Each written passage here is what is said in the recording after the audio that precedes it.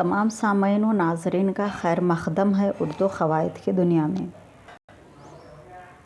आज हम हुरूफ़ ख़मरी व हुरूफ़ शमसी का जायज़ा लेंगे। अरबी हुरूफ़ तहजी के ऐसे 14 हरूफ जिनसे बनने वाले लफ्ज़ों से पहले अगर अलिफ लाम आए तो लाम को अदा किया जाता है, यानी पढ़ा जाता है।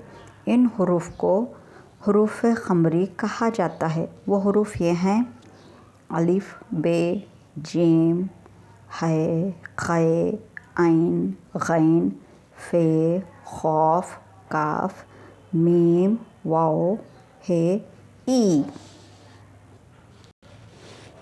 अल्फ़ाज़ या नाम कुछ इस तरह से होते हैं: अब्दुल माजिद, अबुल कलाम, इब्नुल वक़्त, रबीउल अव्वल, सहरुल बयान।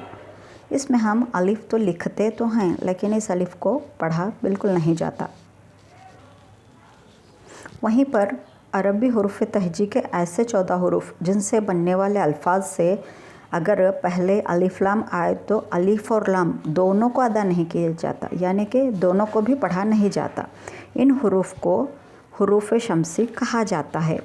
हरूफ इस तरह के हैं: ते, से, दाल, ज़ाल, रे, ज़े, सीन, शीन, स्वाद, ज़्वाद, तोय, ज़ोय, लाम और नून।